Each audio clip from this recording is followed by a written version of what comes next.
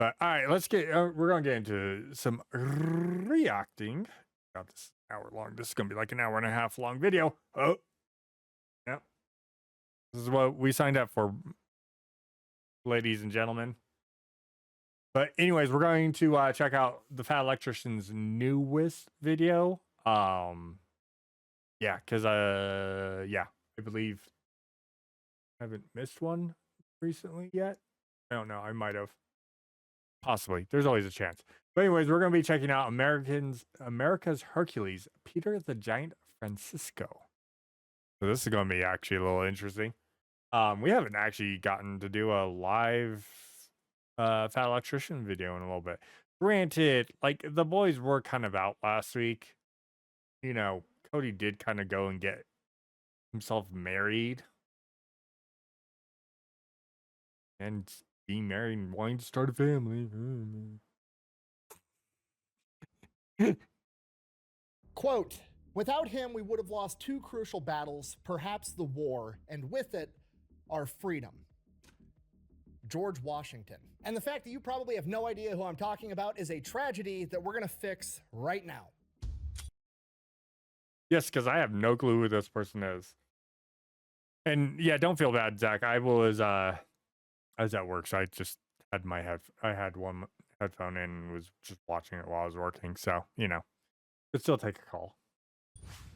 Today we're talking about Peter Francisco, aka the Virginia Giant, also known as the Virginian Hercules or the Giant of the American Revolution. Ladies and gentlemen, I've wanted to make this video for years and I've worked on and off on it for years, but the problem is everything about this man online reads like an urban legend or a myth, and I don't make videos on urban legends, I make videos on things that actually happened. The urban legend is essentially this: a 5-year-old boy washes up on the shore of Virginia. That sucks. He doesn't speak English, he speaks Portuguese. He winds up becoming a blacksmith's apprentice where he grows to a staggering size of 6'6", 280 pounds. Damn. Now, obviously, that's a large man by today's standards, but it's not like freakishly insanely big by today's standards. But you gotta remember, this is the mid 1700s. The average man is only 5'5". George Washington in this era is renowned as being a giant man. He's only 6'2", 190 pounds. This guy is 4 inches larger and 100 pounds heavier. And he has what can only be described as super. Isn't that like, that's like the third person from the Civil War? We just had friggin' giants on our side this entire time, because there's Washington, who is 6'2".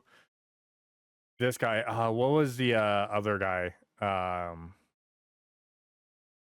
we'll have to go through the gorilla video. I haven't watched that one in a while, and I don't remember his name. It's the guerrilla war fighter of the Revolutionary War. Human strength, because despite his massive size, which would imply that he's very strong, he was somehow able to lift an 1,100-pound cannon barrel onto his shoulder and carry it off the battlefield so it didn't fall into the hands of the British at the Battle of Camden. Then, according to legend, after hearing about this and seeing him on the battlefield on other occasions, George Washington himself committed. That doesn't seem physically possible. Hi, Annie. Hi, Annie Actual. How you doing? Good morning, or good evening for me, but good morning for you. Commissioned the creation of somewhere between a 5-foot and 6-foot long broadsword for Peter Francisco that was so large and so heavy, the average man of that time couldn't even unsheath it. That's not a knife. That's a knife. Francisco then proceeded to carry that sword into battle at Guilford's courthouse and cut 11 British soldiers in half. Okay, and all right, peak electrician there, using berserk there. Going well. We just started. We're just starting off our first react with Fat Electrician history time with the America's Hercules.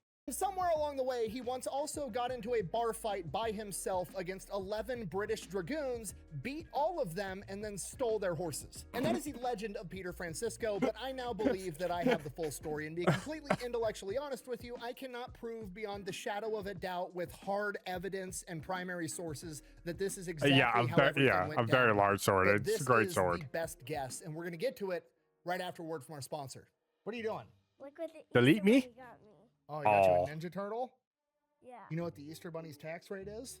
No. It's 0. 0. Yeah. Good job. Oh my god, his kids are so cute. All right, you guys know the deal. Delete me. Delete Online me! subscription model. You give them money every month. They turn around and make sure that data brokers on the internet I do aren't selling your like personal delete me. information. Again, what does this actually do in practice? Before he goes on his spiel, because he's a better talking, does the talking better than me.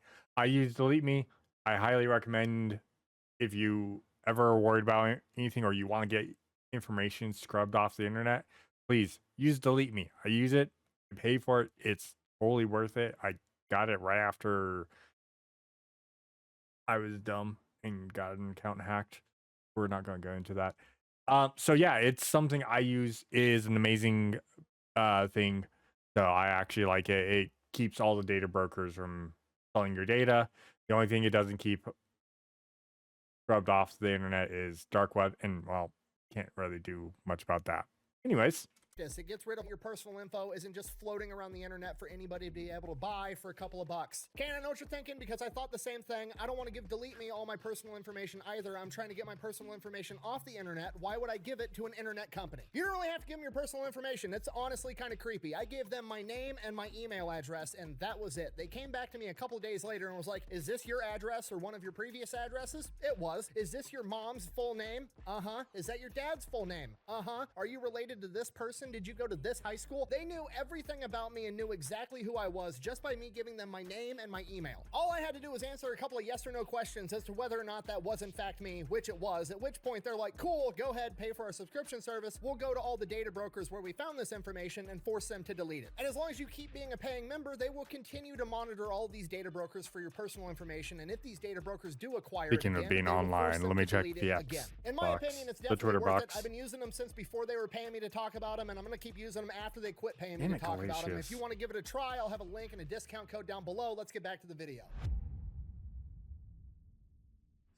Our story begins in 1765 at the docks of City Point, Virginia. One of the men working the docks this day is a guy by the name of James Durrell. There's a big ship anchored out there, and then he sees that the whaling boat is getting rowed closer and closer to the dock, so he goes out to the dock to meet these people to see what they want. As they get closer and closer, he can start to see, okay, there's some grown men, and then what appears to be a child on board. They get closer and closer. Eventually, they pull up to the dock, don't tie off or anything, just hand him a 5-year-old boy and then row away. So James is like, what the fuck? And those guys just keep rowing. So he looks down at this 5.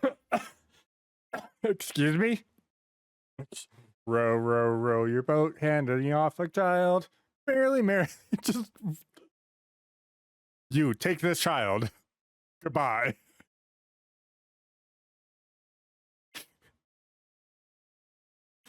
Seriously, you're just sitting there like, hey, hon, we have a kid now. Year-old kid. The kid is in very, very nice clothes. He's got silver buckles on his shoes that are the letters P and H. Like, it's very apparent that whatever family this kid comes from, that family has money. So he looks at this 5-year-old little rich kid and is like, what is going on? Who are you? And the kid just like looks at him blankly. And then he comes to realize, okay, this kid, he doesn't speak English. So he resorts to the timeless classic. My name is James. James, what's your name? And the kid looks at him and says, Pedro Francisco. All right, Pedro Francisco. The P and H boot buckles are starting to make a little bit more sense now. We don't call people Pedro here. This Your DoorDash order is here. I didn't order a child. Stop it, Andrews. is America. Your name's Peter now. Hello, Peter. From here, not really knowing what to do, maybe somebody's coming to pick this kid up later, so he takes him up to the wharf, gets the kid fed. The whole day passes. gosh. Nobody comes Jesus. to get this kid. So they get him a bed, he stays the night, and he ends up living there for weeks, and nobody's coming to get this kid. Imagine nowadays with DoorDash. They got my order wrong. Oh, what'd they get wrong? They gave me a child. Yeah, would you like credit for that?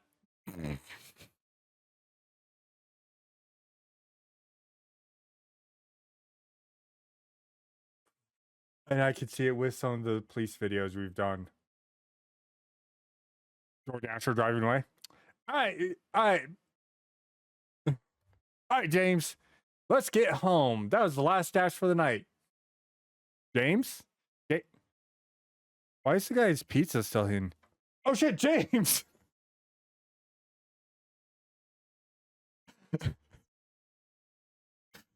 We can't take a human. Nobody knows who he Oh is. my From here, God. they start theorizing. They figure out, this kid speaks Portuguese. Maybe he was kidnapped by those guys and then they decided to back out and dropped him off. Or maybe they were trying to hold him for ransom and they weren't going to pay the ransom and didn't know what to do with the kid. Or maybe Not he was publicly. taken on Yes, as a exactly. captain's apprentice and the captain took the money to take him on as an apprentice but didn't actually want to train him, so he just dropped him off at a dock somewhere. We have no idea. And nobody would know for sure who this kid was or where he came from until like the 1970s. In 1971, a doctor would go to Terceira Island in the Azores island chain off of Portugal, and there 19. Almost 200. No. Over 200 years before anyone figured out who the fuck he was. I just want, yeah. he would set about figuring out who Peter or Pedro Francisco actually was. And he found that there was a Pedro Francisco born on the island in 1760 to a fairly wealthy family, and that wealthy family had a bunch of documentation on the island. They had birth certificates, death certificates for the mother, the father, the siblings, but for Pedro Francisco, there was only a birth certificate, no death certificate, no other documentation proving that he lived on that island other than that, which strongly suggests that he was kidnapped. But nobody's gonna figure that out for 200 years, and there's this kid living inside the wharf, and eventually the local authorities come by and they're like, look, this kid can't live here forever. We're gonna have to take him and put him into an orphanage. And the workers at the wharf, they've come to like this kid. He's starting to learn English. He's a nice kid. He can stay here with us. You don't have to ship him off to an orphanage. And the local authorities are like, absolutely not. We're not gonna let a bunch of dock workers raise a kid. No. So the workers want to make sure. To be honest, that's probably the best place for that kid to grow up around, because ain't no one gonna fuck with him.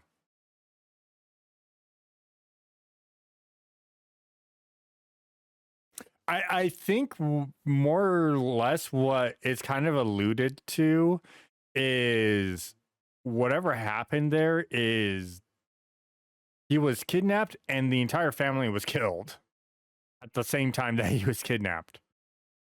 Or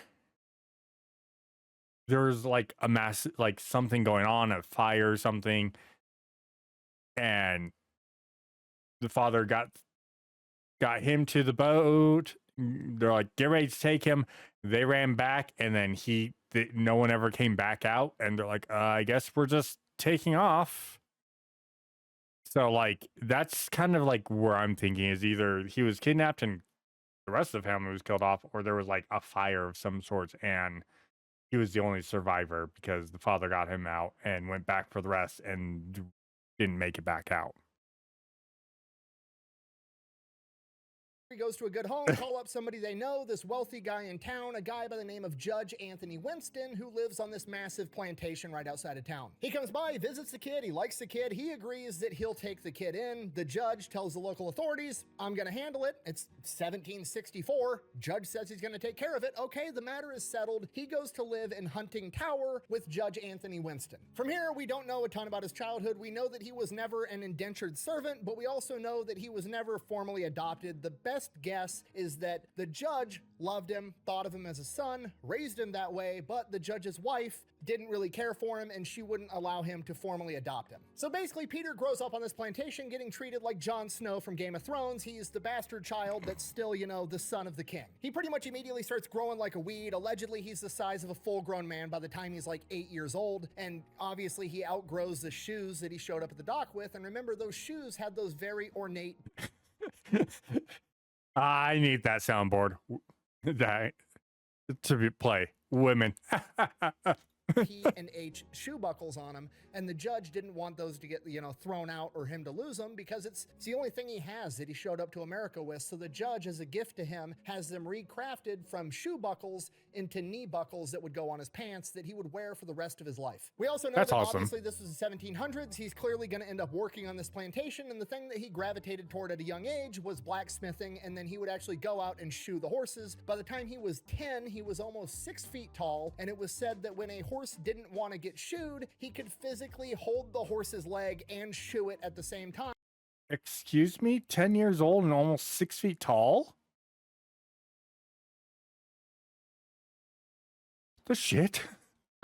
while it was resisting. We also know that he didn't really get any formal education because he wasn't able to read or write till much later in life. However, he was exceptionally intelligent because he was always hanging out with his new dad, Judge Winston, and all of his buddies. And one of those buddies that came to visit frequently was a lawyer by the name of Patrick Henry that would go on to become Peter Francisco's mentor. If you don't know, Patrick Henry is one of the biggest voices early on in the American Revolution, and Peter Francisco would follow him around from town to town while he delivered speeches, basically stoking the flames of what would become the American Revolution. And this comes to a head on March 30th, 1775, when Peter Francisco is 15 years old at St. John's Episcopal Church in Richmond, Virginia, when Patrick Henry delivers one of the most famous lines in American history, "Give me liberty or give me death." And Peter Francisco is sitting right there when it happens. And this is a tipping point for Peter Francisco. I mean, he's been following around Patrick Henry for years at this point, listening to these speeches. He's already got this huge amount of patriotism and understanding for his age. And then he hears those words, "Give me liberty or give me death." As soon as he gets back home to Judge Winston, he goes to him and asks his permission to join the United States military. And Judge Winston has, you know, the proud dad moment of, I'm really proud I helped raise a man that wants to do this, but also,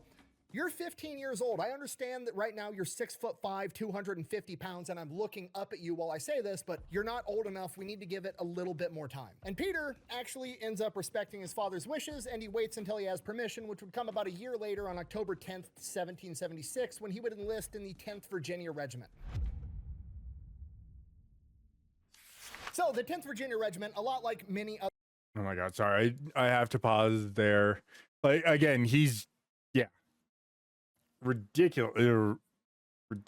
But I have to pause there because Ryan's posted up something.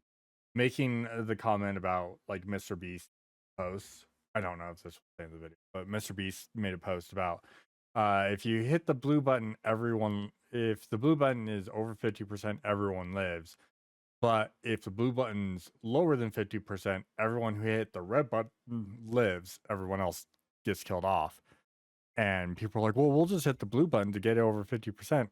Or if everyone hits the red button, everyone lives. Only the people who hit the blue button don't live. Like, it's the social experiment of I trust more people to be selfish than for the quote unquote greater good, but it's the sheep mentality of, well, if we all hit the blue button, then everyone lives. But you can, the stupid button one. And I'm like, it's like, yeah, I get where people are coming from the blue button, but again, if everyone hits the red button, it's the same result.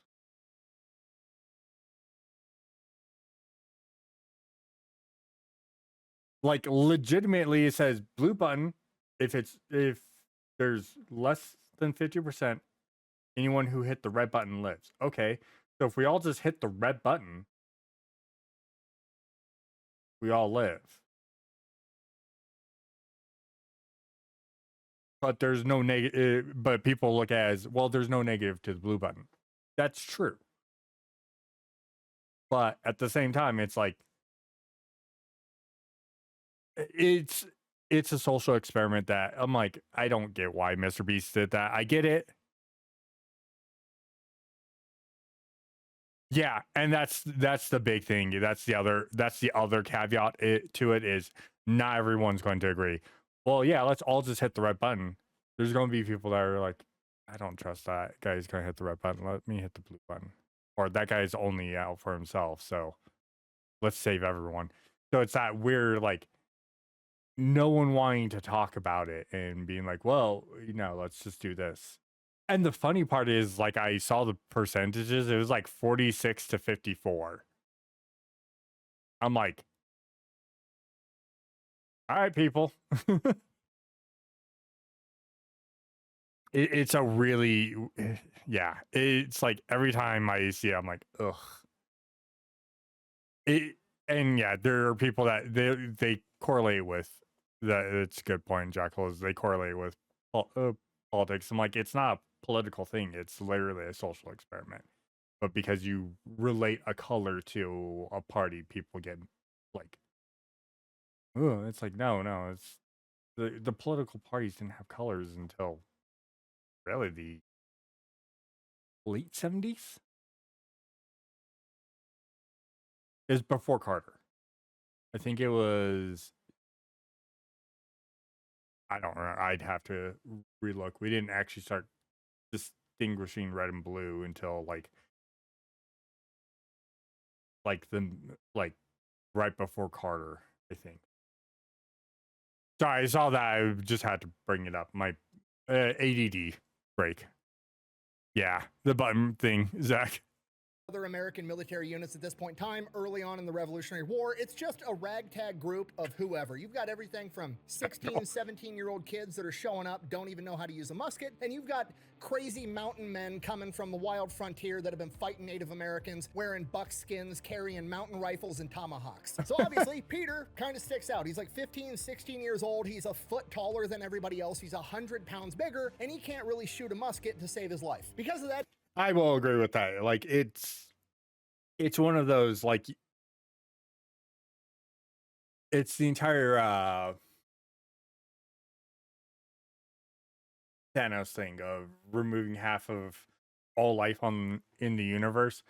The devastating effects of just half the world just dying off is not good either, because it's a massive, like, it's an ecological shift that's so massive that would actually cause a collapse of it, not just a society but of the world itself in general, because you'd be losing who knows of what, and things collapsing. It's just no matter what, it's like neither, like, one option is we don't trust people, the other option is we trust people, but we don't know what the result's going to be, and if we're just going to remove 50% of the population, or 49% of the population ish, roughly. Lowest could be is 49.9% of the population type thing. But the Thanos snap is literally Thanos' snap of removing half the world's population, half the universe's population, will have been ecologically devastating. Granted, he did do it in the comics, but comics don't run on us. Not reality. he gets singled out. A lot of the guys are giving him a hard time, and then one day that all changes when this wild frontiersman wearing a buckskin with the rifle and the tomahawk, just like I said, his name's John Allen, starts giving Peter Francisco shit about how bad he is at shooting this musket. What, Zach? And he's ripping into him, and he's like, you can't hit a cow at 60 yards, and I can hit a squirrel at 200 yards. In fact, I could probably hit a target better with my tomahawk than you can with your musket. Go ahead, Peter. Why don't you go ahead, point to something, I'll hit it with my tomahawk. I'll show you. So Peter, being the smart kid, he sets him up. He looks down and he goes, okay, you see that pine tree? Okay, look like 10, 15 feet up. You see that patch right there where the branches split? Hit that. John Allen jumps up, throws his tomahawk, and splits this thing right down the middle. John Allen looks around as arrogant as ever, like, see, told you I could do that shit. And Peter Francisco just says in front of all the other boys, yeah, that was pretty impressive. How are you gonna get it down? Gotcha, bitch. Everybody starts laughing their ass off, like the kid just set you up, you just lost your tomahawk. Absolutely hilarious. John. That smart kid. Hey, you see that thing? Hit it. Cool. Now how are you gonna get it down? I like you. Allen gets fucking pissed. Peter Francisco, big sweetheart, big teddy bear, actually starts to feel bad for the guy, so he walks over to the tree, looks over at John Allen, he squats down and puts his hand like this and says, John, come here, sit on my hand. And John Allen's like, I'm not doing that. I'm a 170-pound man. I'm not gonna let you pick me up into this tree so I can get my tomahawk down. And Peter Francisco, using his gigantic booming voice, just goes, sit! Peter then proceeds.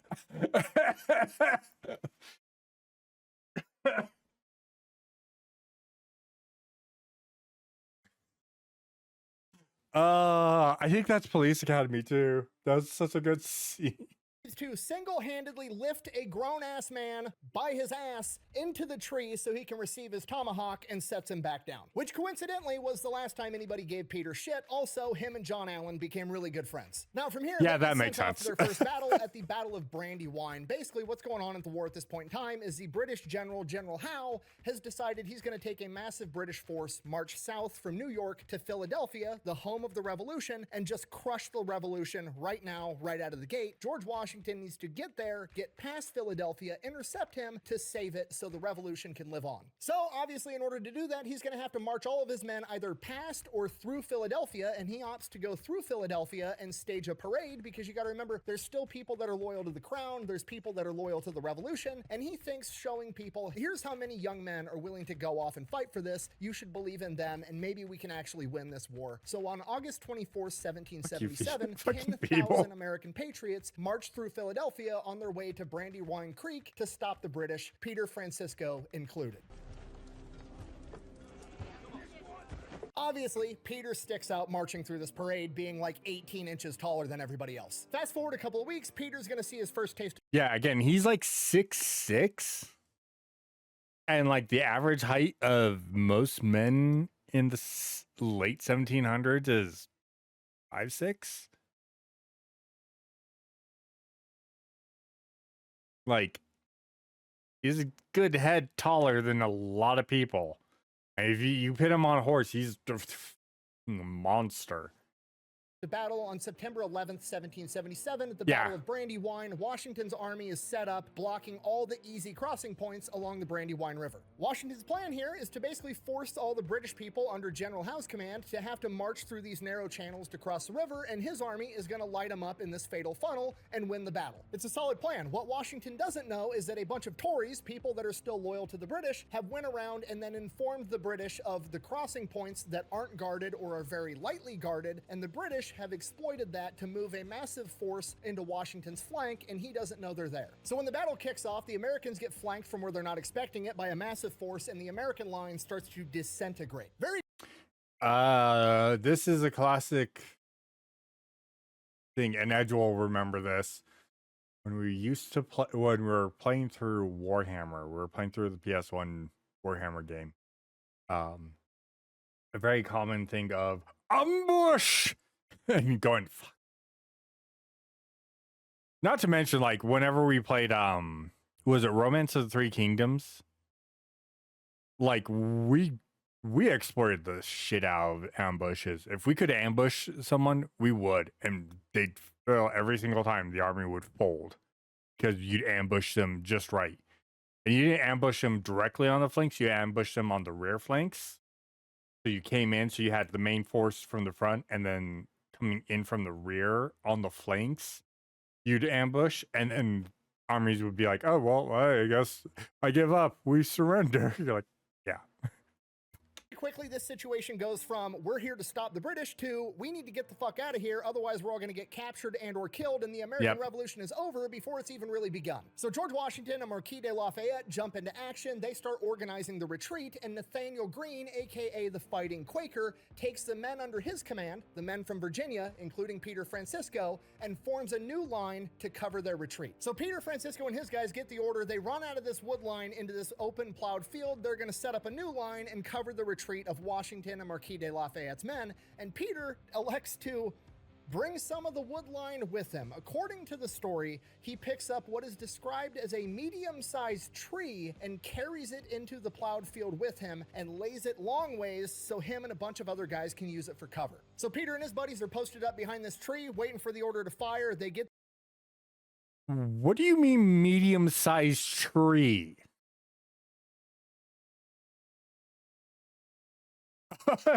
Toby Electronic. Yeah, that's the joke to it. Him. Miscreant. Thank you. The order, they launch several volleys into the British line as they're approaching, and then they get the order to prepare for the bayonets. They're about to bayonet charge the British. Peter Francisco, oh shit moment, looks over to his right. There's his buddy John Allen. He can't mount a bayonet to his mountain rifle, so he pulls out his tomahawk. Peter Francisco looks to his left. Yeah, Miss Green, thank you for the follow on both Kick and Twitch, by the way. there's his other buddy, Adams. They all stand up and get ready to hop over this tree and make the charge, and Adams takes a round directly to the chest and falls over dead. Peter, 17-year-old kind-hearted gentle giant, seeing his friend killed a foot to his left, loses his shit, hops the tree, and charges the British before the order's even given. And Edge, that would have been Enigma in that time. Out of all of us, if Enigma had seen one of us get just taken out, he would have, because we know how he can be. That would have been him. He would have been like, nope, fuck you all. All the rest of the 10th Virginia follows. And Peter isn't even effectively using his bayonet, you know, like a spear. He's literally out there swinging a 6-foot-tall rifle and bayonet like it is a baseball bat, knocking British in half, and it's described as cutting men down as if it were a scythe. He ran his sword through that man as though he were nothing. Someone dies every time he swings his sword. This goes on for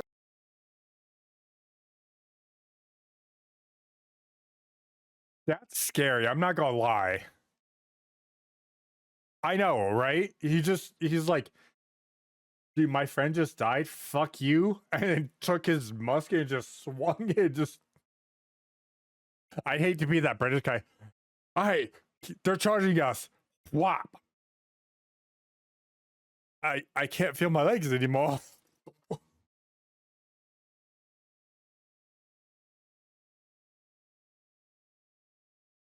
People die when they are killed. Oh my god. For a little bit, and then eventually the British just kind of evaporate. The rest of the unit that they were engaging falls back to the other end of this field, and the men under Nathaniel Greene's command continue engaging the British in this shootout where they hold off long enough for the rest of the army to retreat, and it finally ends at nightfall. The American army retreats back to Chester, which is on the Delaware River. The battle did not go how they wanted, but the revolution survived to fight another day. Cutting back to Peter Francisco, after the British that he's engaging in hand-to-hand combat are all either dead or retreated, John Allen, who also survived, points out like, hey, Peter, you're bleeding from your leg. He looks down, he's got blood all over his leg. He's like, huh. He then proceeds to go to the field hospital. It is there that he finds out that he's been shot in the leg by a musket, and he is, by sheer coincidence or fate, sat down in an aid tent right next to another man who was famously shot in the leg at the Battle of Brandywine, Marquis de Lafayette. Marquis de Lafayette immediately recognizes him as like, oh, you must be the only giant fucking dude moving trees on the battlefield. That was impressive as shit. He then instructs the doctor that is helping him, and only him, to help Peter Francisco as well. Which raises a question for some of you. Why does this Marquis de Lafayette guy have his own personal doctor? Well, because he's kind of fucking important. You see, Marquis de Lafayette isn't his name, it's actually his title. His real name is Gilbert Montier, and he is French nobility. Yeah, he's the French consulate that was helping set up everything for the Americans to win their independence. He was our contact point. He's like our biggest contact point for the French. I'm being beaten up by a guy called Rupert. Which is weird because King Louis of France made it illegal for French nobility or French officers to go help in the American Revolution. And Gilbert over here at 19 years old said, fuck that, I'm gonna go fight in the American Revolution anyways because I want to. This kid is the equivalent of like a billionaire back then, okay? He had an inheritance that granted him $50,000 a month back in the 1700s. It's millions of dollars today. He won't see any millionaire kids doing that ever. Saying. Went down in France to a harbor, bought a ship, sailed it to America, and then got in with George Washington and started helping fight against the British. And later on, he is the one that would convince France to help America in the Revolution. It's not an exaggeration to say that if this rich kid didn't get a wild hair up his ass to go fight the British, America might not even exist today. And now Peter Francisco is sitting next to him in the field hospital, and they've just become best friends. So they're hanging out. Yeah. That's a very good point, because we'd just be the New English territories, probably. But it'd only be about half the country, I would think. Like where I live, like anything west of the Mississippi would probably be French Canadian or Mexican.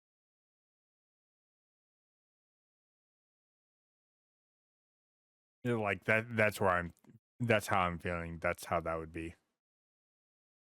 In this hospital tent for a few days, they become really good buddies. Marquis de Lafayette's gonna get shipped out to a bigger hospital for more care, and Peter Francisco, he's young, he's a giant, he's a freak of nature. He's already healed and well enough to get back on the front lines. So before they go to part ways, Marquis de Lafayette is like, hey, what do you want? What can I do for you? I want like a token of gratitude, you know, of our friendship or whatever. And Peter Francisco's kind of caught off guard, and he's like, I don't know. I guess I could really use a sword, like a big one, bigger than the tiny ones that you guys are all carrying around. And Marquis de Lafayette is like, obviously, a giant sword for a giant man. I'll talk to Washington for you. And that's it. They part ways, and that's the last he hears of it for a while. From here, Peter Francisco. Far be it for a Frenchman to follow. Yeah, I know, right?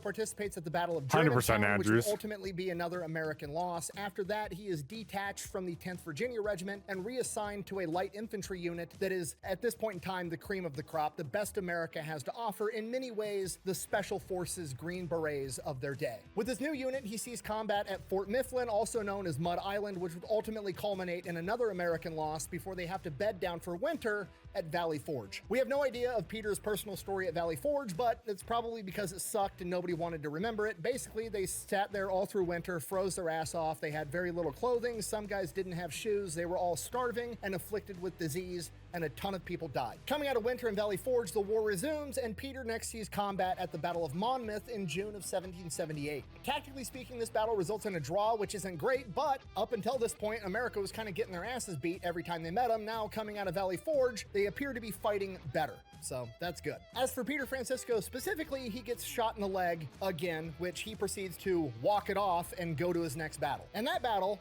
is at Stony Point. All right, here's what's going on at the Battle of Stony Point. Stony Point has this fort. This fort is considered impregnable and overlooks the Hudson River, so no ships could get past it without taking cannon fire. Pretty strategic position. The Americans had control of it. The British, utilizing their massive navy, took a bunch of troops up there, took it over. Damn it, Zach. No, impenetrable, not impregnable. We're not going to deal with those gens, which made me very like scholarly instincts taking on.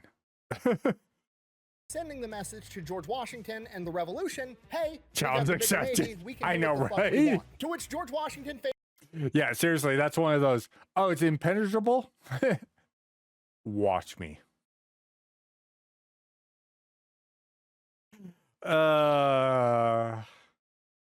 See, that's where I would die. People be like, we can't break into that fortress. Watch. Bet. I need 3 guys that don't care about their lives. Let's go.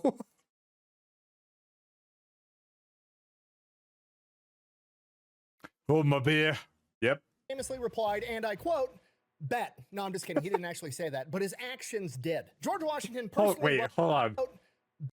bigger navy, we can do what the fuck we want. To which George Washington famously replied, and I quote, bet. No, I'm just kidding. He didn't actually say that, but his actions did. George Washington personally rides up there to evaluate the impregnable defenses of Stony Point, and he comes up with a plan. But first, he needs more intel. He needs to know the weaknesses of this fort from inside the fort. So he has an officer pretend to surrender under a white flag, get inside the fort, and then take a bunch of mental notes of what the best strategy would be. And when he gets that intel back to him, they come to the conclusion that the backside is going to be the weakest. To which George Washington is like, all right, so here's what we're going to do. We're going to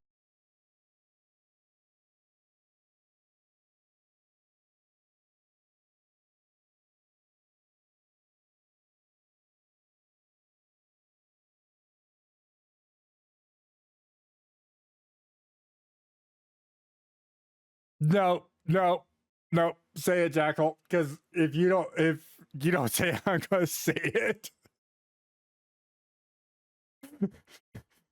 I'm so sorry.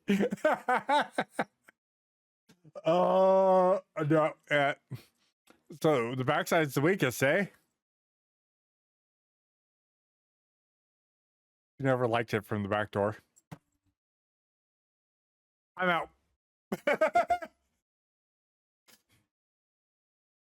especially if you prefer. Oh my god. Oh. Also, why even the Fat Electrician stopped him? Hey.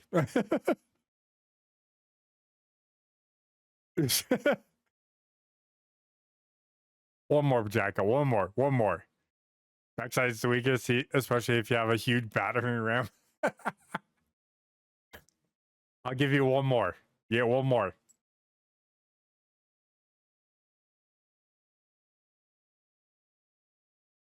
Make it good. Let's see what. Now there's pressure on it. That is true. The backside is indeed impregnable. What, you've never heard of ass babies before, Zach?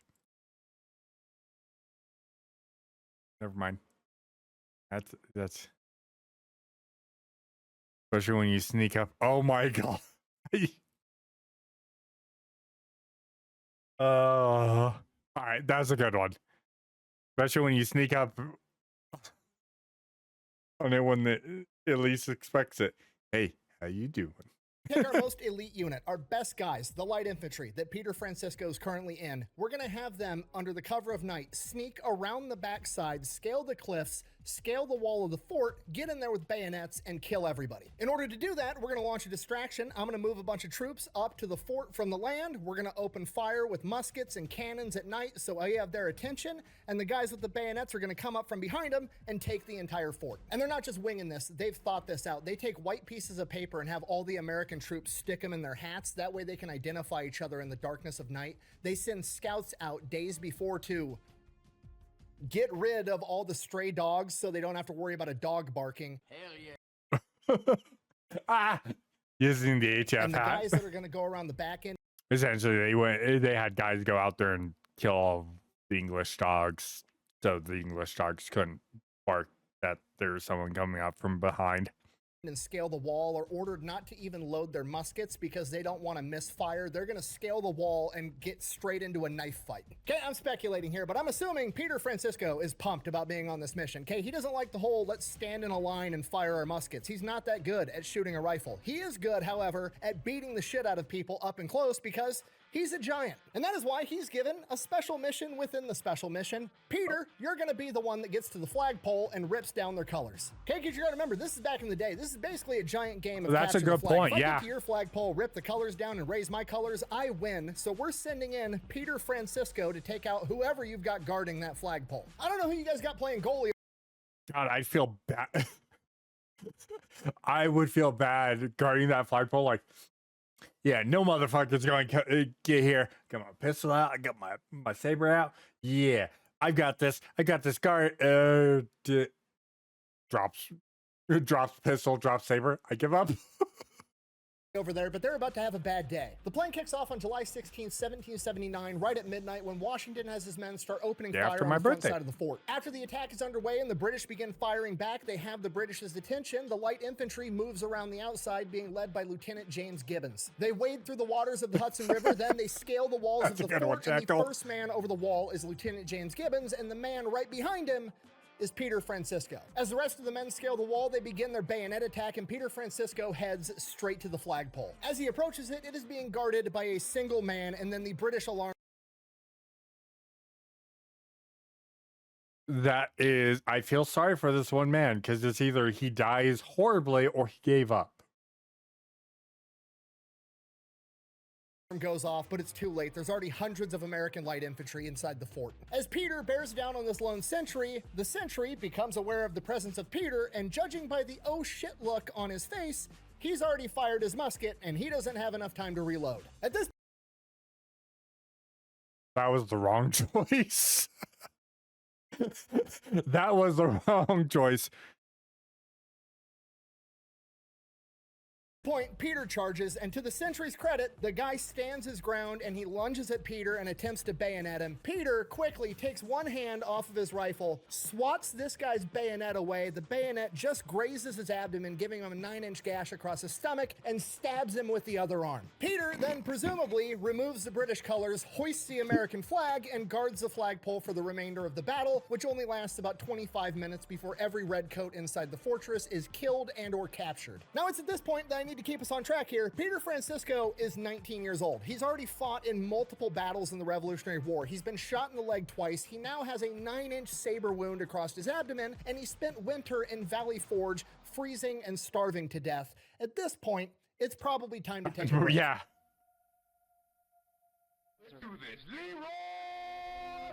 Dragons. Yeah, so anyways, the next battle he fights in is Paulus Hook about a month later. We don't know much about what Peter did during this battle, but it was said that he stalked and killed 2 British grenadiers despite his injuries. Next couple of months after that were pretty uneventful, and by December, the army's getting ready to winter down in New Jersey, and Peter Francisco's enlistment is up, so he decides that he's going to go home.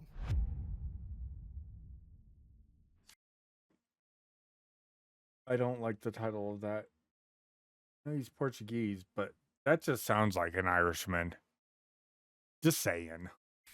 So Peter heads back home, and when he gets there, to his surprise, his aura has kind of shifted in relation to everybody else. He's used to getting stared at and getting looks out in public, but it was always, holy shit, look at the size of that one. And now it's, holy shit, that's Peter Francisco, the war hero. People now know who he is. He has respect from pretty much everybody. Aside from that, life just kind of goes back to normal. He's living at Huntington Tower with his dad, and he's shoeing horses. He's working on the plantation. He's just doing Peter Francisco stuff for like 6 months. Except for, you know, now he does have a new thing. He does like to go out drinking with the boys at the local tavern because, well, he served with a lot of these guys. The 10th Virginia Regiment was all recruited from the same general area, and a lot of them also finished their enlistment and came back home. So now he's got a new group of buddies. Then one day the boys are out drinking at the bar. They're having a couple of beers, and then some sergeant from the army comes in and he starts trying to recruit people. Obviously, this starts with swapping war stories, people talking up Peter Francisco, how awesome he is. Next thing you know, Peter Francisco wakes up the next morning after a bender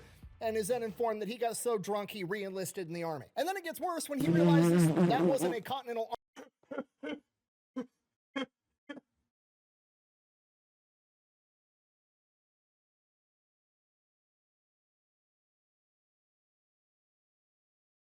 There's probably something negative here, but it's one of those.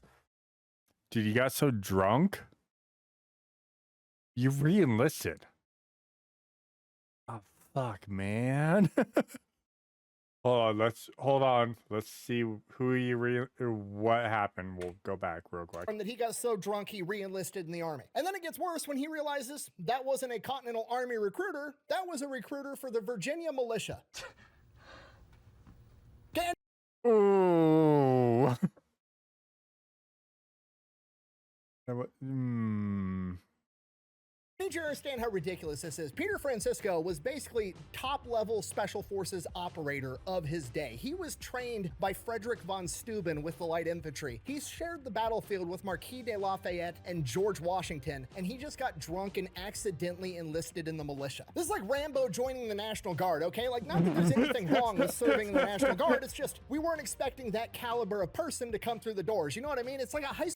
By the way, if you guys didn't know, Nick, the Fat Electrician, was part of the National Guard. He was a medic in the National Guard.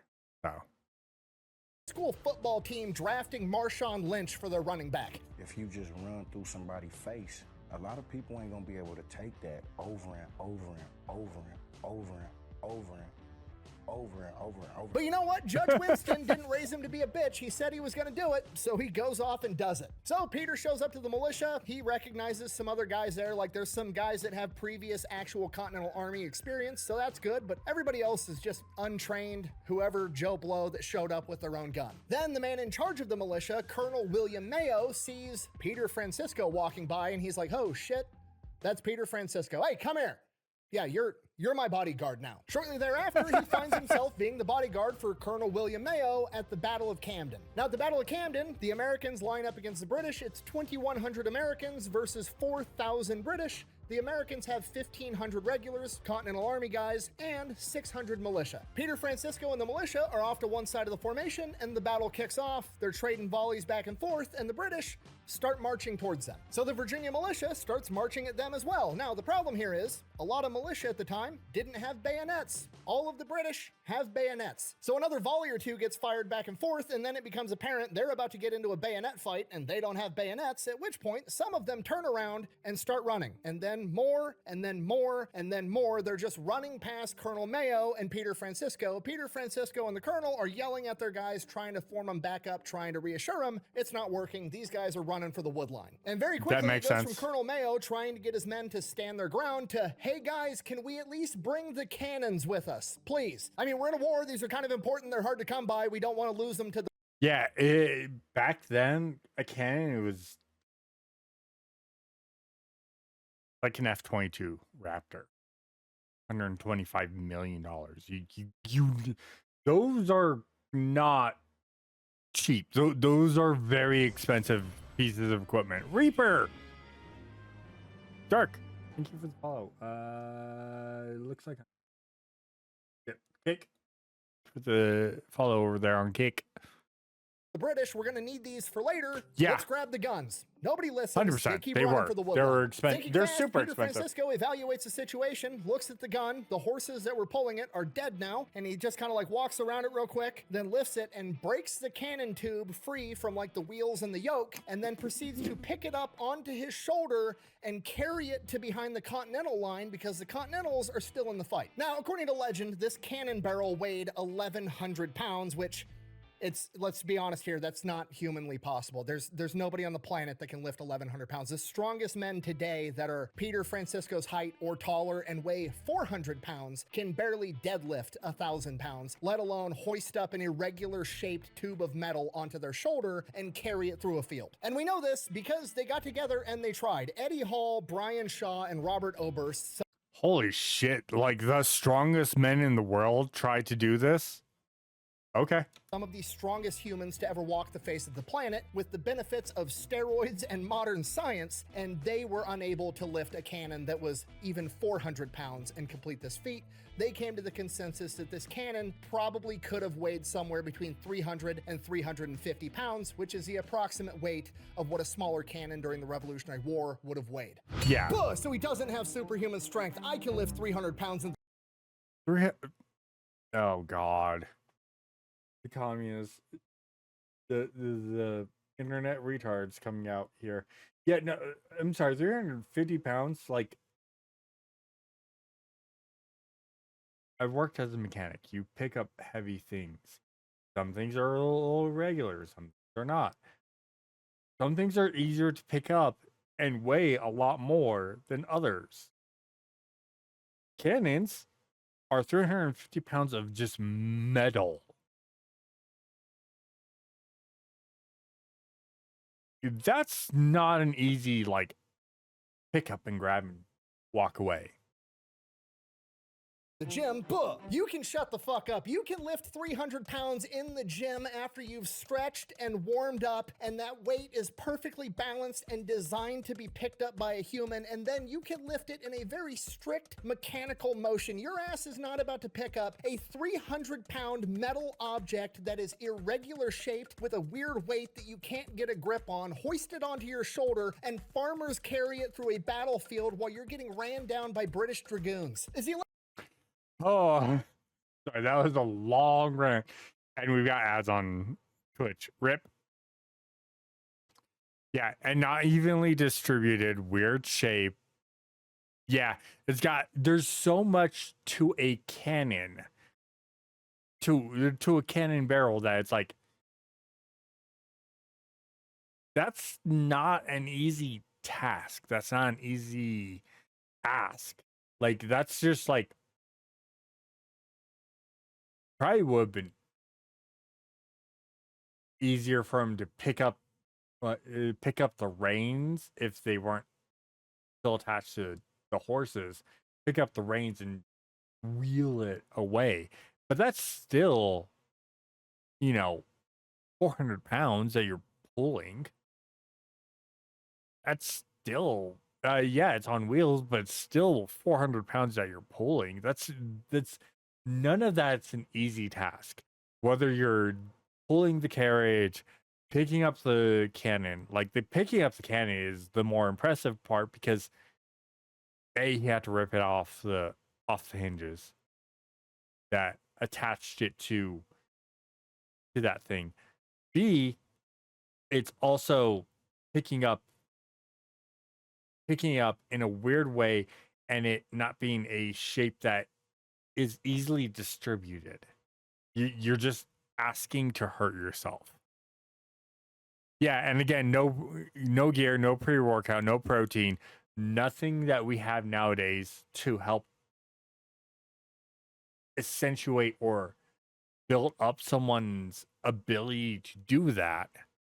And in an active battle while being shot at, while people are charging you. Yeah, there's like, you have way too many factors, and he still did this. Even if it's not 1,100 pounds, even if it's like 300 pounds, 350 pounds, that's ridiculously impressive. Like, there's that's sorry, it's you can't sit there and be like, well, I could do that. No, you can't. No, you can't. That's also adrenaline and rushing to get it done. Like, that's probably why he ripped it out, is because he was rushing to get that cannon out. Like, you're dealing with adrenaline, you're dealing with a whole bunch of extra things on top of being shot at, possibly, or stabbed. Yeah, I know, right? 1,100-pound So cannon he's thing pretty and embellishment, almost certainly they probably took the weight of the actual cannon plus the wheels plus the yoke and everything else and said it was 1,100 pounds. But in reality, this man just carried a 350-pound cannon through a battlefield. He is a freak of nature. Cutting back to the actual battle, Peter Francisco drags his cannon back to the Continental Line, gets it to relative safety, and then he hears Colonel Mayo yell, and he turns around and sees that Colonel Mayo is being held at gunpoint by a British grenadier, and he's like, oh shit, I'm supposed to protect that guy. So he immediately grabs his musket and shoots that British grenadier. That guy drops, the colonel's saved, and then immediately there's a British guy on a horse with a sword barreling down on the colonel. Peter Francisco quickly runs, shoves the colonel out of the way, stabs this British guy off of his horse, and then chases down and grabs the horse. By the time he gets his horse, he's like a couple hundred yards away from the colonel, so thinking fast, needing to get this horse back to the colonel, he grabs a hat off of a dead British guy, puts it on his head, and then he takes his coat off, so he's just rolling around with his undershirt with a British hat on, so the British are just assuming he's one of them, rides through the rest of the battle straight to the colonel, hops off the horse, gets the colonel on the horse, and says, get the fuck out of here. The colonel takes off on the horse, okay, cool, did my job, looks at the rest of the battlefield, the Continentals are starting to retreat at this point, America's kind of getting its ass kicked, so he's like,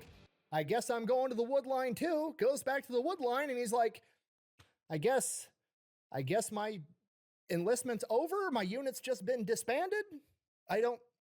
Fuck this, I'm going home. Which is exactly what he does, thus concluding one of the greatest I got drunk at a bar once with my buddies stories ever. I mean, you talk about dad lore, like, Dad, what were you like when you were younger? Oh, let me tell you, son, me and my friends got drunk at a bar once. I accidentally enlisted in the Virginia militia, found myself at the Battle of Camden, where I picked up a 350-pound cannon, carried it to safety, and then I had to spear a guy off of a horse to save the colonel. And I killed a guy with a trident. And the best part, Colonel Mayo...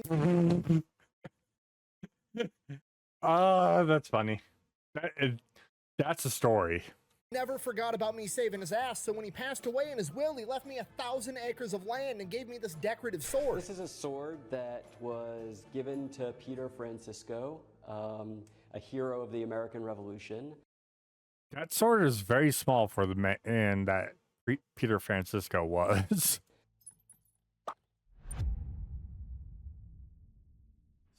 So Peter Francisco goes home for a little bit, then he starts getting that itch again. He's like, man, riding that horse through the battlefield was kind of fun.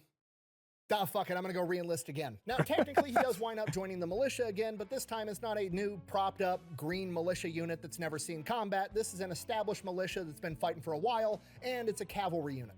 Buh, you said cavalry. Buh. No, I didn't. Okay, look, I talk fast, and when you talk fast, the words kind of sound similar, but I promise you, I'll put us all on the same page right now, okay? Peter Francisco will be riding a horse into battle, not the hill Jesus died on, although that would be way cooler. Now, shut up. Anyways, the militia's not like on its own doing militia stuff. They're immediately going to report to Colonel William Washington to join his cavalry, and they're going to be fighting in the next battle, so he's basically irregular. And when Francisco's unit does get to Colonel William Washington, this militia unit is oddly well equipped. Bayonets, new guns, the whole 9 yards.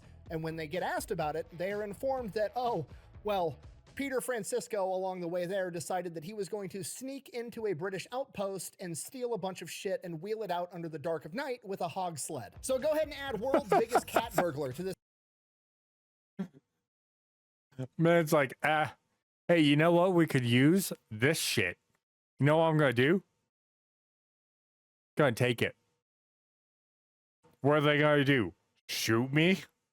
This guy's resume as well. Anyways, they're like, Peter Francisco. Why do I know that name? Oh shit, we have a package for that guy. We've been trying to find him. We're supposed to give it to him. It's from George Washington. Peter has no idea what this is about, so he gets his package. It is a 5-foot-long broadsword. Yes! That's awesome! He had completely forgotten that Marquis de la...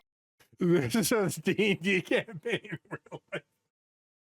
Seriously, he's the barbarian of the group. That uses intimidating stealth. He doesn't use normal stealth. He uses intimidating stealth. What's intimidating stealth? You didn't see me. I don't see anything anymore. Oh God. Lafayette was going to ask George Washington to custom make a broadsword for him to carry into battle. Apparently, Marquis de Lafayette did not forget. The sword is made, and now he has it. I wish I could show you a picture of the actual sword because I want to see it too. Unfortunately, the best... You think this was John Wick during the Revolution? Just murk him.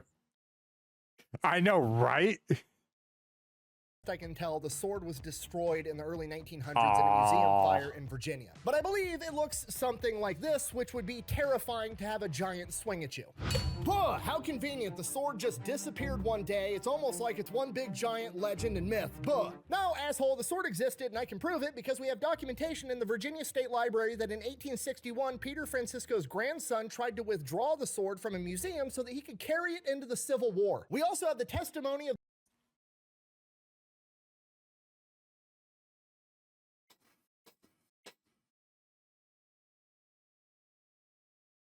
What the fuck? This is a piece of history. It was carried by this great person. Yo, that was my grandfather's. Can I take that? I need it. I need to go kill people with it. Can I please? But that's family. No? Fuck you then. Like that's all I can think of right there. Like what the fuck? the people that worked at the museum that supposedly the sword wound up at that said, yeah, there was definitely a massive fucking sword here, but I haven't seen it since that fire. And if that's still not enough to persuade you, it's literally on the bronze plaque on the monument commemorating the Battle of Guilford's Courthouse, which is also known as the Peter Francisco fucking Monument. Anyways, speaking of Guilford's Courthouse. All right, the Battle of Guilford's Courthouse, this is the beginning of the end of the American Revolution. What's going on at this point in time is America is just coming off of a humongous win at the Battle of Cowpens. Now, the Battle of Cowpens is a strategic masterpiece. It's my favorite battle of the American Revolution, carried out by my favorite general of the American Revolution, Daniel Morgan, who I've also done a video on, so we're not going to rehash the entire thing. The long and short of it is, Mel Gibson... And Daniel Morgan is the other guy. He was like 6'3", 6'4". He was not a small guy either. He was a giant.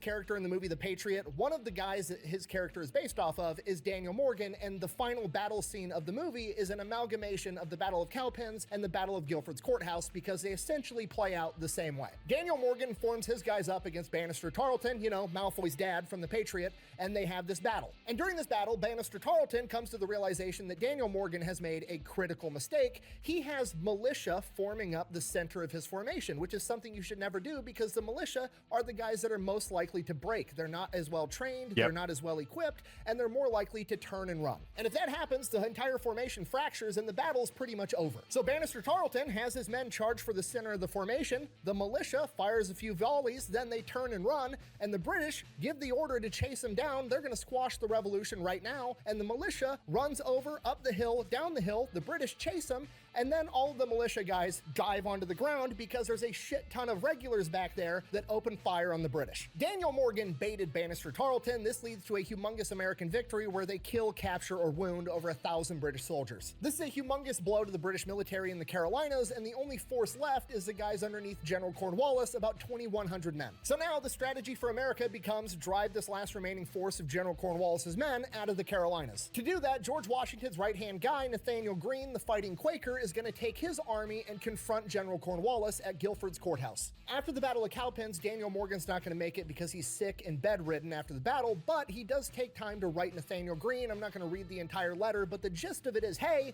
here's how I won that battle at Cowpens. The play's not broke. Keep using it. Do it again. And Nathaniel Greene takes the advice. He forms up his front line made out of Green militia, instructs them to fire twice and then retreat. Then his second line is also made up primarily of militia, but this is experienced militia that's going to be able to put up a fight, make this believable. These guys wind up getting off somewhere between 10 and 20 volleys against the British, and then they retreat back into a wood line behind them. The British then chase them through a wood line, breaking up their formation as well, and then on the other end of this small wood line is Nathaniel Greene with all of his best guys on top of a hill with formations and cannons ready and waiting for him. And then as soon as the British enter the open field, William Washington, accompanied by Peter Francisco, is going to ride his cavalry into the flank and crush. By the way, when are we going to get that video, Nick?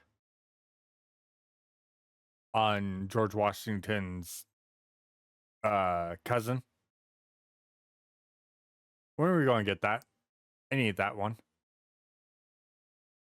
Same. Everybody. And that's pretty much more or less exactly how it plays out. Cornwallis sees the front lines made up out of militia. They break the militia line. They charge. They run into the Virginians, exchange 10 to 20 volleys. The Virginian militia retreats back into the wood line. They follow. I believe I see militia forming at their center.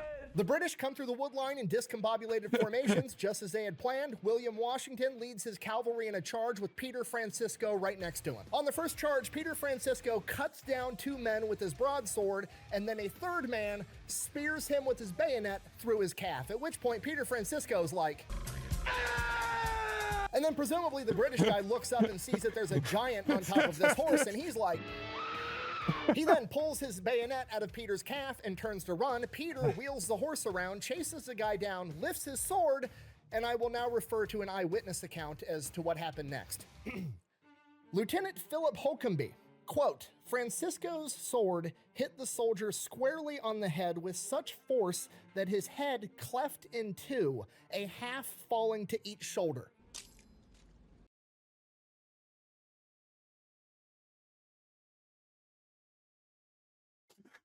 Bro, you rolled a 20 on that, or you rolled a hit. You got the hit, but you failed to disengage, and he rolled a nat 20. Ooh, and he rolled. That's a crit if I've ever heard one. Oh. Worst ever. Man, yeah, I was gonna say no. That guy had a splitting headache.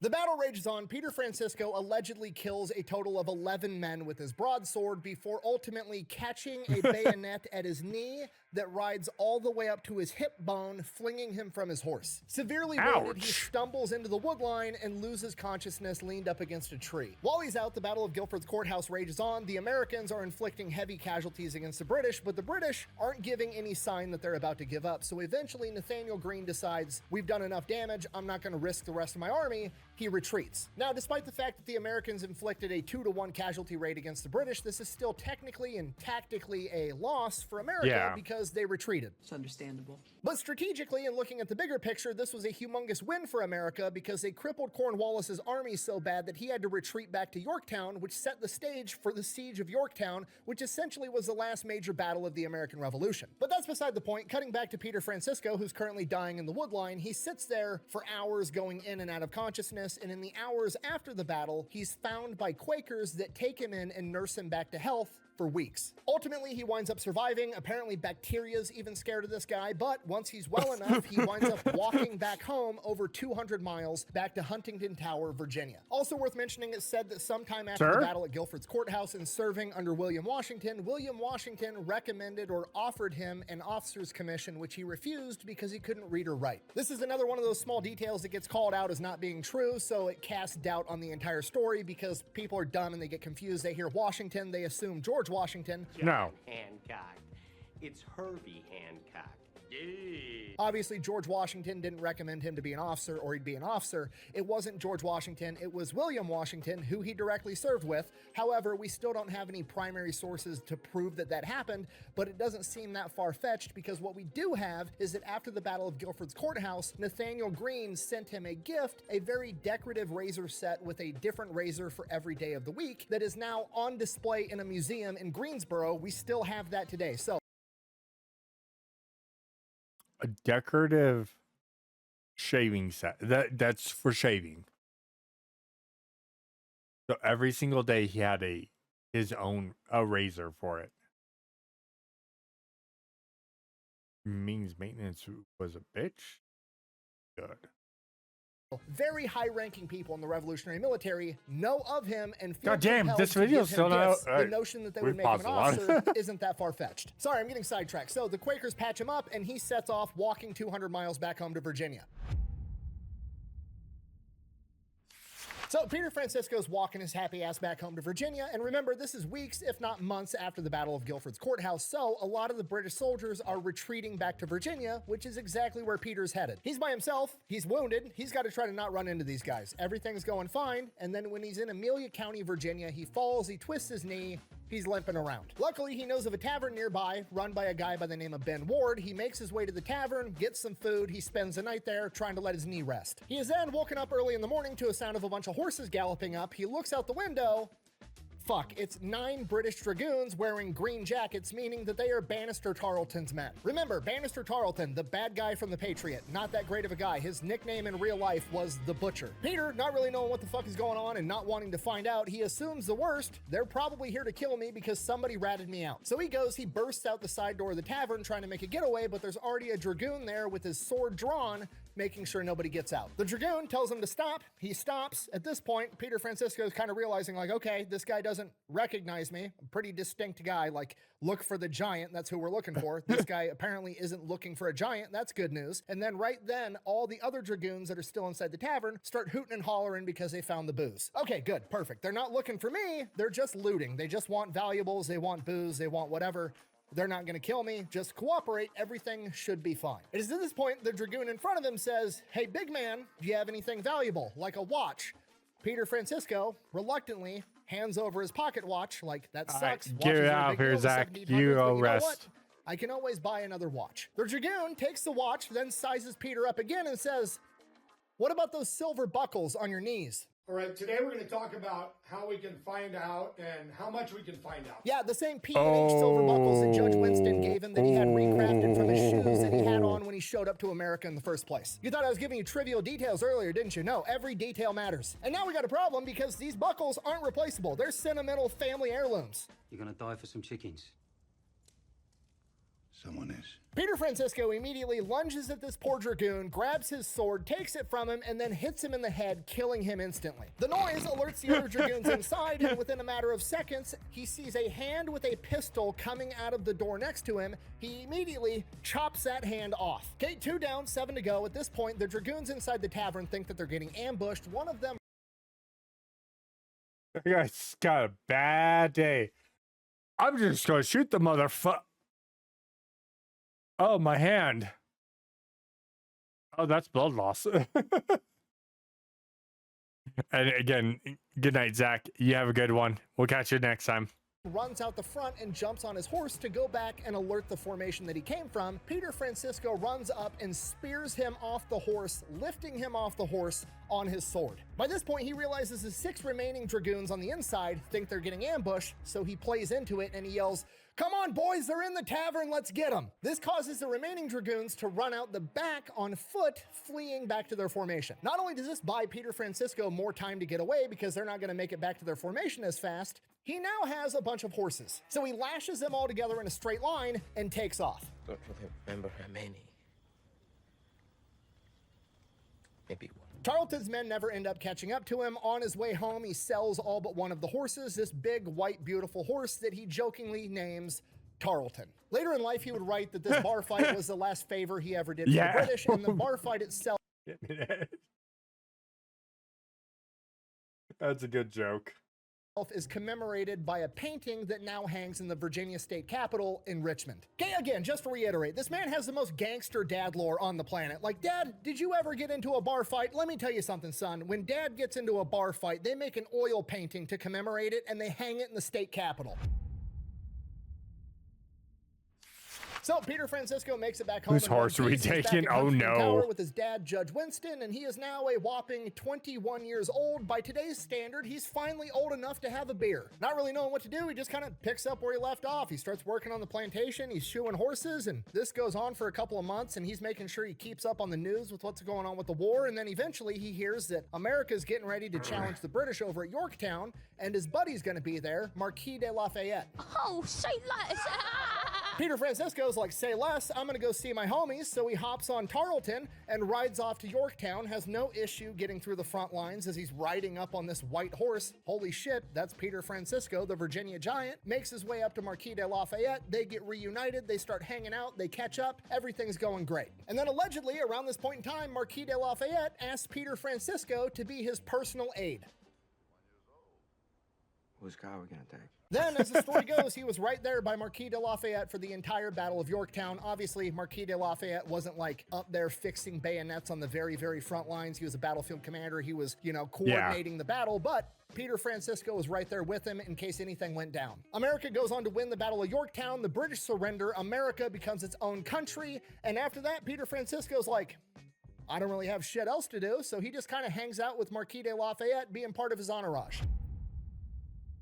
Beauty and the Beast. Oh, geez. Shortly after the war, Marquis de Lafayette's getting ready to go back home to France, but before he does that, he's got some fancy parties to attend down in Richmond, Virginia. So Peter Francisco, best friend and bodyguard extraordinaire, accompanies him. So one day, Peter and Lafayette are walking down the street right past St. John's Church, the same St. John's Church that Peter had heard Patrick Henry say the famous line, "Give me liberty or give me death," a few years back that started this entire journey. So Peter's telling Lafayette that, like, hey, I was here when Patrick Henry said the famous line, and as he's telling this story, somebody falls down right in front of Peter Francisco. Not even thinking about it, he just lunges forward and catches this person, looks down, and it's the most beautiful woman he's ever seen in his entire life. Blonde hair, blue eyes, the whole 9 yards. They lock eyes and they are just staring at each other for an awkward amount of time, and then as the story goes, Lafayette has to tell Peter to put her down. Peter gets her on her feet, she says thank you, they part ways, they keep walking. Lafayette starts giving Peter a hard time, like, dude, when are you gonna find a wife? Women are literally throwing themselves at you. And from here, they just carry on about their day. It was just, you know, weird, something that happened. The love at first sight, but you don't realize it's love at first sight. Whatever, moving on. That evening, they go to a fancy officers party together, and, you know, before they get there, they're obviously the main attraction. It's Marquis de Lafayette and his bodyguard giant hero, Peter Francisco. Everybody's talking about them showing up. Everybody wants to meet him. When they get there, Peter Francisco immediately locks eyes again with this same blonde-haired, blue-eyed hottie.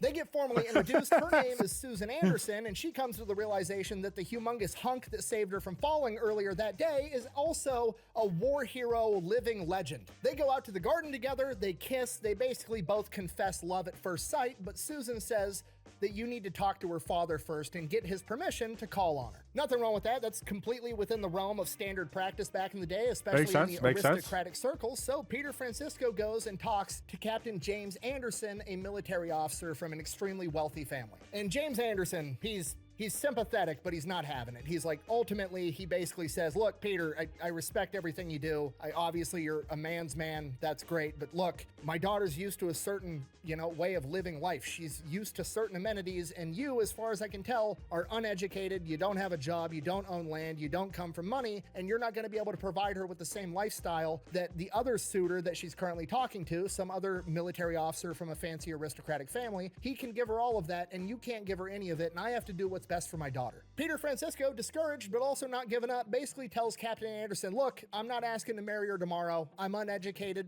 but I can get educated. I don't have money, but I can get money. I don't have land. I don't have all these things, but I can get these things. Nice recovery. Captain Anderson, obviously skeptical. They part ways. Susan runs up to Peter. She tells him she heard everything. She was eavesdropping on the conversation. She tells him that she loves him and she's gonna wait for him. The next day, Peter and Marquis de Lafayette part ways for now, and he heads back off home to Hunting Tower, Virginia.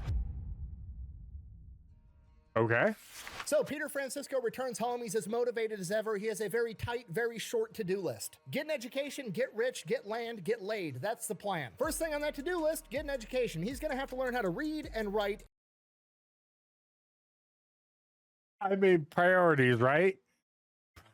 Priorities, right? And this is 1781 in Virginia. Okay, they don't have GED programs floating around. There's only one way he's going to get this done, and it's to go back to elementary school. Back to school,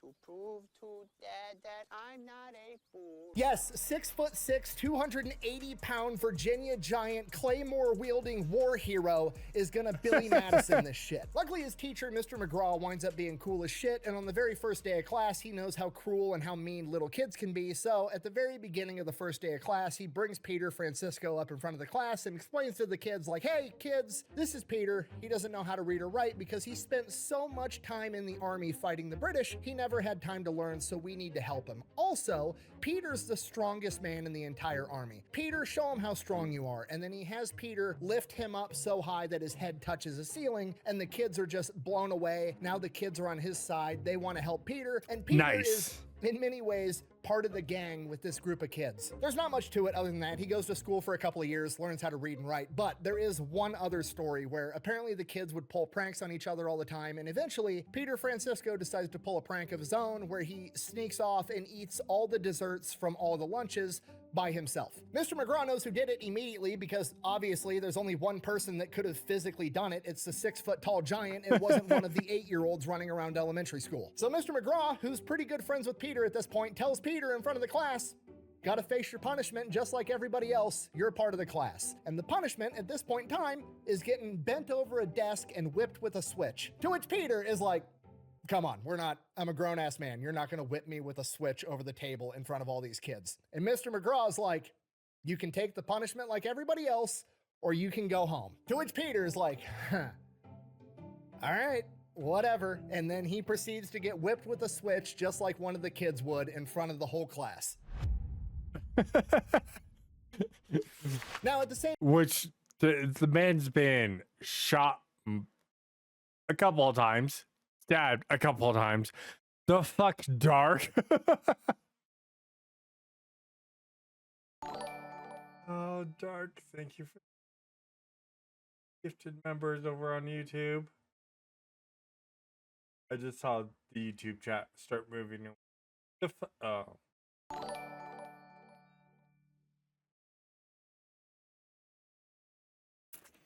Alright, who'd you get on this one? Thank you, Dark. Thank you for the 10 gifted. Let's see, you got Inochi, you got Chaos, you got Alistair, you got Grandpasaurus, you got Master of None, you got Hideki, you got, hey, Hey, Jackal. You didn't dodge that bullet. You got almost green. You got Neo Gamer and Lord 7. And then on the 20, Jesus. Dark, seriously, you didn't have to. You got James, you got Outsider, you got Ard, you got Jess, you got Symphony, you got Noebny, you got Key. Oh, nice, you got Keyfox. You got Walkman, you got Ellen, you got White Dragon, Havoc, Zerg, Astra, Roland, Baphomet, JDS, Bone, Synthetic Future, Holy Corn, Green, and Green.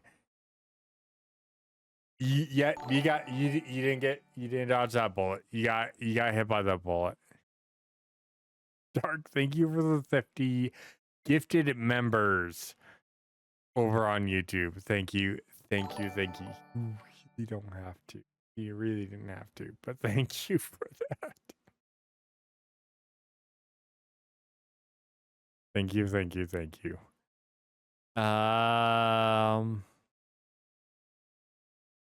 Okay, I'm going to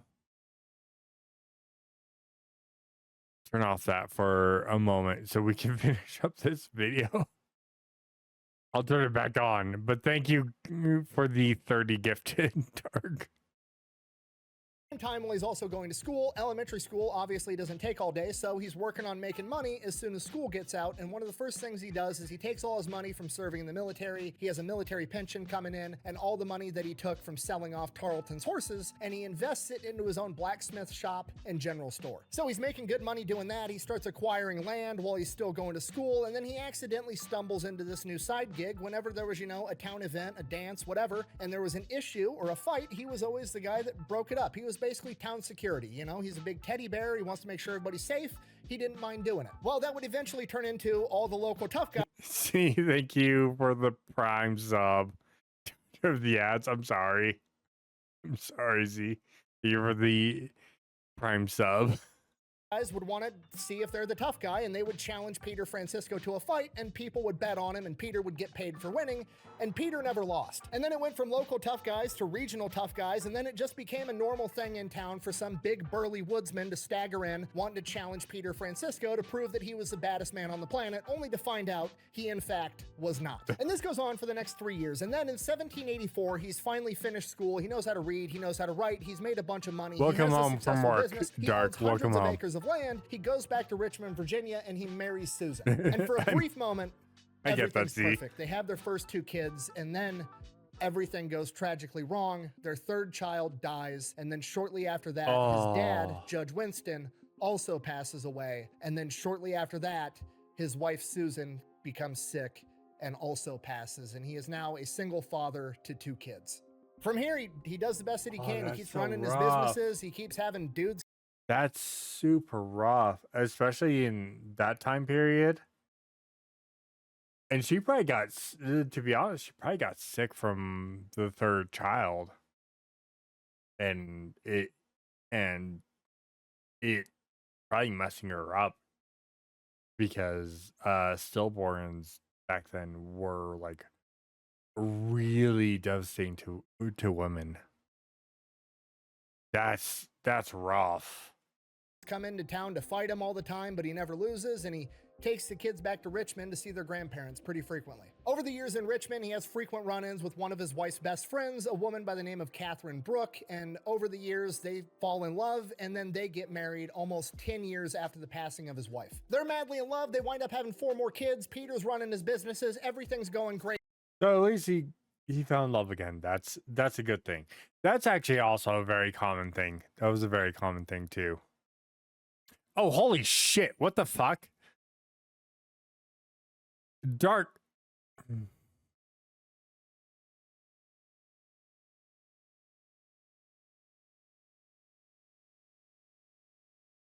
Dark, thanks for gifting 10 subs on Kick as well. Dark Phoenix, thanks for 10 gifted subs over on Cake. Fuck. I looked over, I'm like, what? Oh, God. Everything is perfect. And then the War of 1812 happens. Peter and Susan's oldest son, James, enlists in the army to go off and fight for America just like his dad did. But you know what? Even though Peter Francisco is 52 years old at this point, he's not about to let his son go off and do it alone. He's joining the army too. Okay, to be honest, we have no idea in what capacity Peter Francisco served in the War of 1812, but it was confirmed by the Department of Veteran Affairs in 1940 that Peter Francisco did serve in the 5th Infantry Regiment in the United States Army in the War of 1812. Whatever happens with him in the War of 1812, we don't know, but we do know he survives and he comes back home to Catherine and resumes his normal life, running his businesses, raising his kids, the whole 9 yards. Catherine and Peter go on to live happily married for 27 years in total until yet again tragedy strikes in 1821 when Catherine becomes...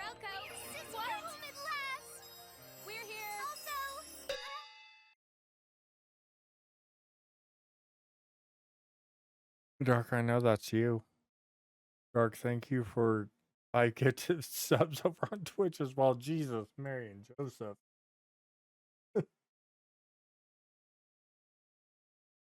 Oh, who'd you get on that one? I didn't even. Oh my God. Nope. Nope. Nobody's gonna come in here and be like, what the fuck? What the fuck? Thank you for 5 gifts and subs over on Twitch as well.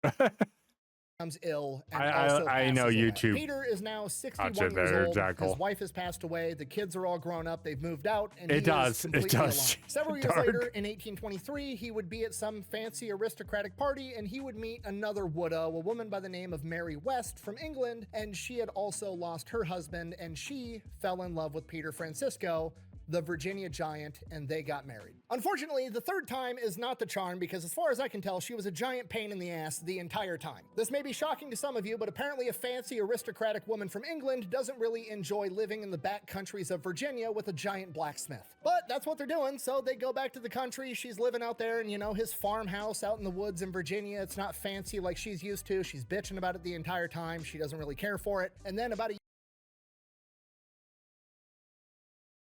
Women. year later, in 1824, Peter Francisco gets word that Marquis de Lafayette is coming back to America. Yes! We know each other. He's a friend from work. Okay, Peter Francisco's pumped. His homie's coming back to town from across an ocean. He hasn't seen him in like 40 years. He goes to tell his wife, and she's like, I'm not going.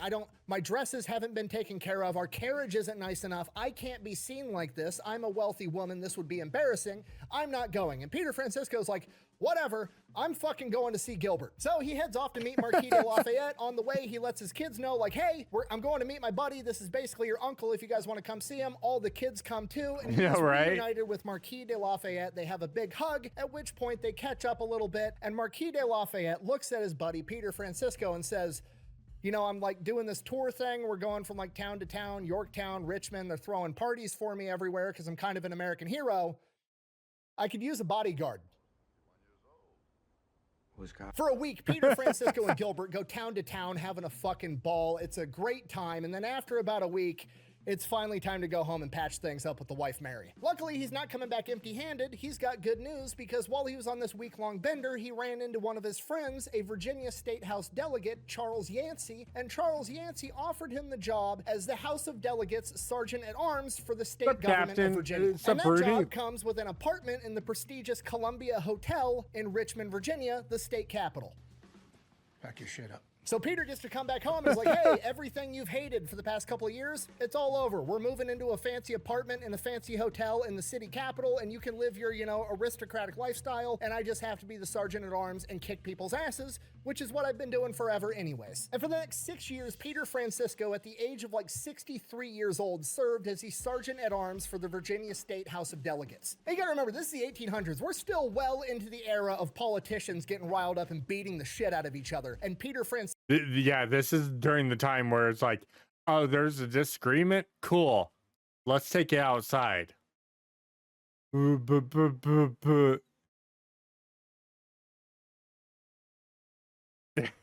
Thank you for the shout out too, Hero. How are you doing, Rudy? Or how's Craig calling you earlier today? Oh my god, that was funny. Ah, Karma. Give her gifting a sub over to gifting a sub.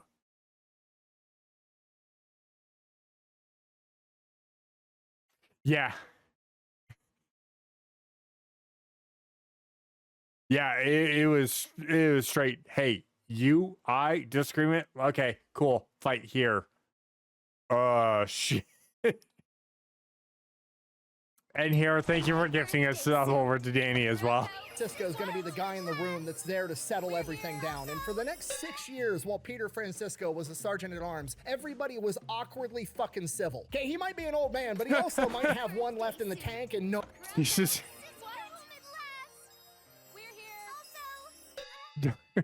Thank you for subbing over on Kick as well.